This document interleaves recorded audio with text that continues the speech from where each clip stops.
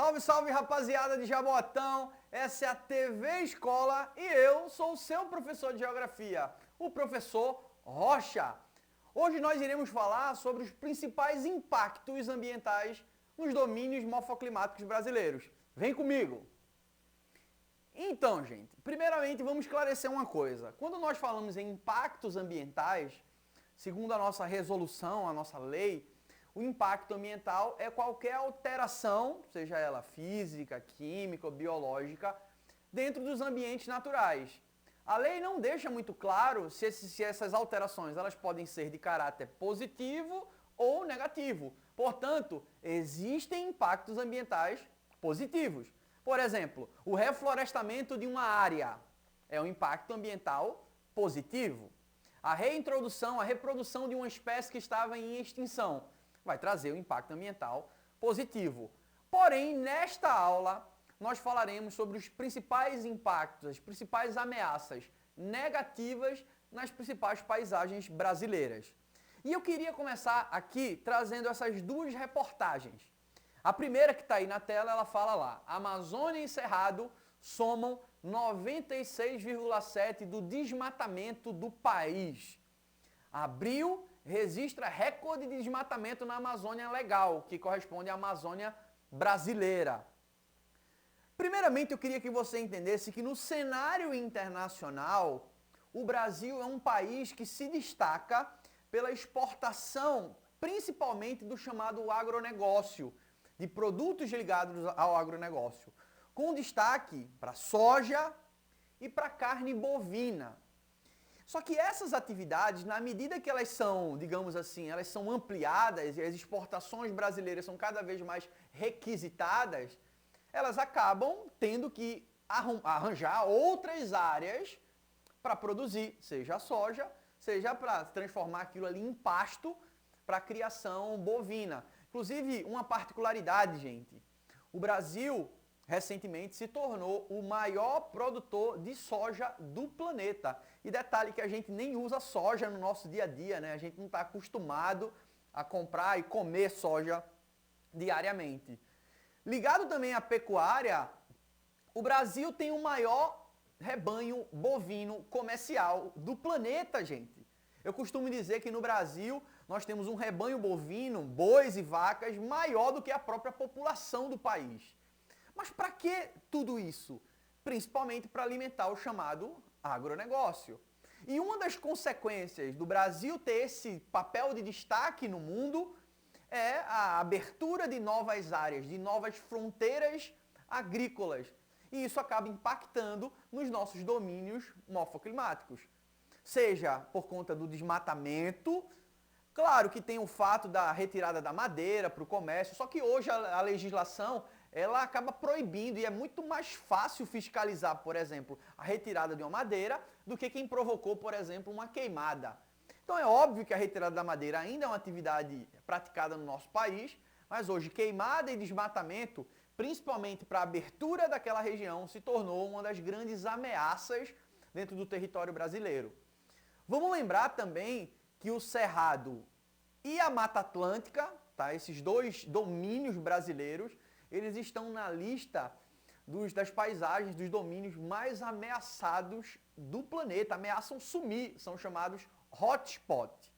Mas eu queria fazer você refletir um pouco. Qual é a consequência da destruição da cobertura vegetal? Eu trouxe aqui principalmente consequências do ponto de vista ambiental. Você sabe que a floresta ela meio que funciona como uma espécie de guarda-sol, de guarda-chuva, né? Guarda-chuva porque ela protege o solo de toda a chuva que cai ali, diminuindo o potencial de erosão. E guarda-sol também porque ela protege as outras espécies que crescem ali na região da sombra das florestas.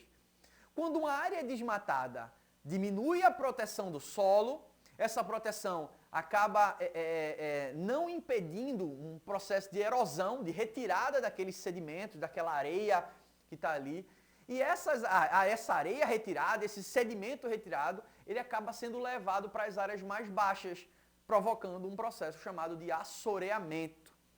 As florestas, elas são super importantes porque funcionam também como captura de carbono, sabe? Que dentro da própria respiração das árvores, das plantas, elas retiram carbono e liberam oxigênio. E aí, quanto menos floresta, mais carbono vai estar concentrado aí na atmosfera. Uma outra importância assim, significativa das florestas é que elas são fundamentais para a renovação dos aquíferos, aquela água subterrânea. Isso porque as raízes das árvores, elas meio que funcionam aí como um elo de ligação entre a superfície e a água do subsolo. Quando é retirado a cobertura vegetal, essa recarga dos aquíferos ela pode ser comprometida. Enfim, gente, causando desequilíbrio climático, destruição da biota dos seres vivos, já que essas florestas, obviamente, elas fazem parte da casa, vamos chamar assim, de muitos animais. Então, todas essas consequências, muitas vezes, elas não são levadas em consideração no momento da prática do desmatamento, da queimada, em virtude apenas do interesse econômico. Um outro grande impacto que aconteceu aí ao longo do nosso país, a gente está falando de desmatamento, você está vendo o mapa original da Mata Atlântica brasileira. Lembra que a Mata Atlântica ela cobria ali trechos do Ceará, do Rio Grande do Norte até o Rio Grande do Sul, e ela estava ali no início da nossa colonização. E aí várias atividades foram sendo desenvolvidas ali. Cana-de-açúcar, exploração do pau-brasil, o café, a produção do cacau lá no sul da Bahia, a mineração na região das Minas e principalmente o desenvolvimento das áreas urbanas das grandes cidades brasileiras. Tudo isso reduziu a nossa Mata Atlântica a hoje o que está sendo estimado aí em torno de 10% apenas da vegetação original. Pois é, gente. Jaboatão tem algumas áreas de Mata Atlântica e você veja a importância da manutenção desses resquícios, desses restos de floresta que ainda aparecem em nossa cidade e, obviamente, também em nosso país.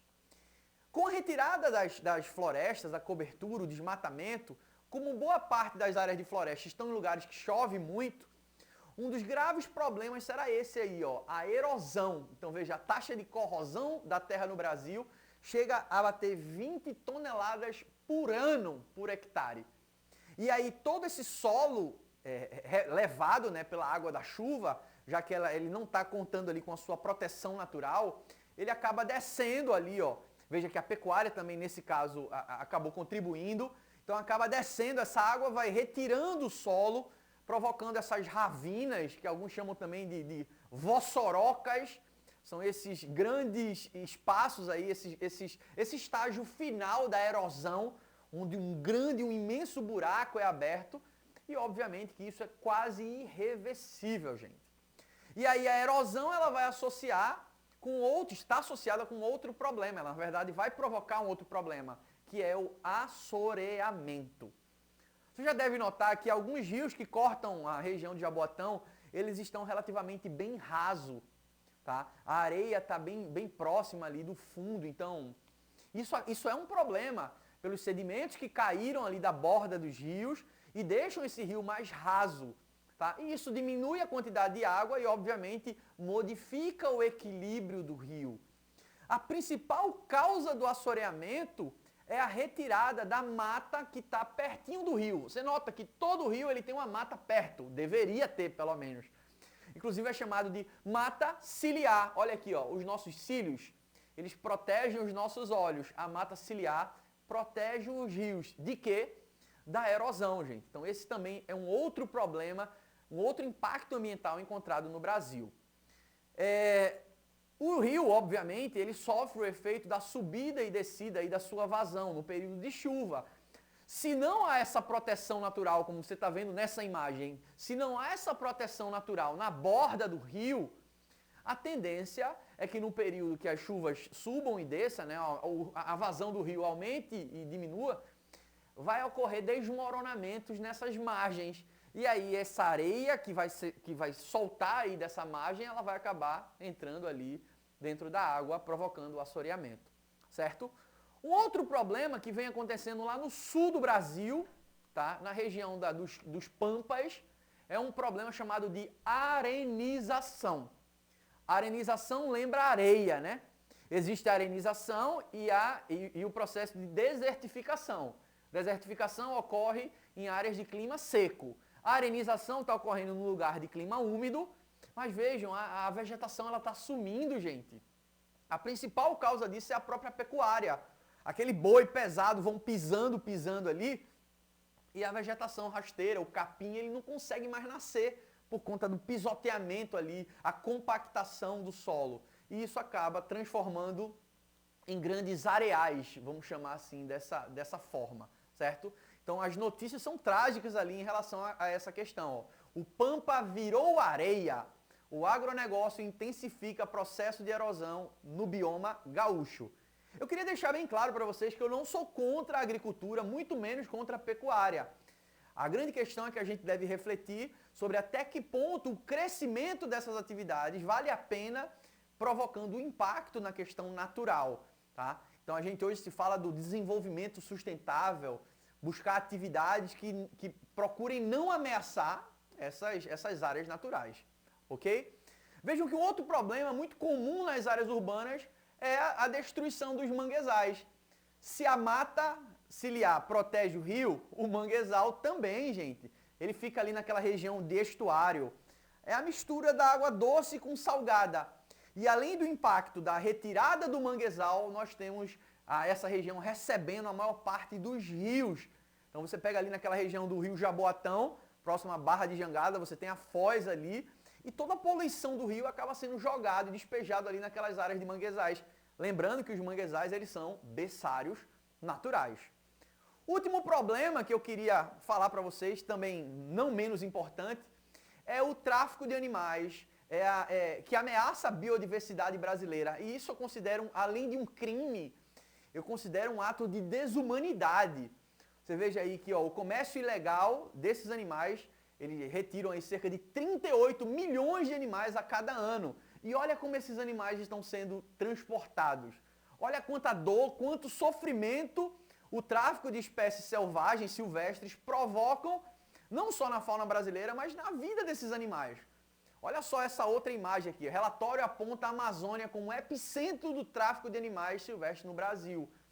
Então, você gosta aí de passarinho, de algum tipo desse animal, reflita muito bem sobre isso e principalmente de onde vem a procedência desses animais, tá? Já que é um comércio ilegal e muitas vezes atrelado ali, ligado a uma série de sofrimento para esses animais. O lugar de animal selvagem silvestre é dentro da mata, é dentro do seu domínio, não esqueçam. E é sobre isso que eu gostaria de propor um desafio para vocês se aprofundar um pouco mais sobre esse tema. Eu queria que vocês pesquisassem e elaborassem uma lista com 10 espécies de animais que estão ameaçadas no nosso Brasil.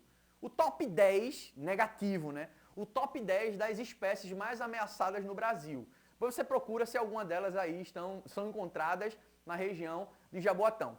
Então essa foi mais uma aula de geografia, eu agradeço sua presença, imensamente feliz com sua participação e como eu sempre falo, a educação ela é capaz de nos levar em lugares que a gente nunca imagina. Estude, que no final Deus sempre vai ajudar. Vem comigo aqui, assim, aqui ó, é rocha!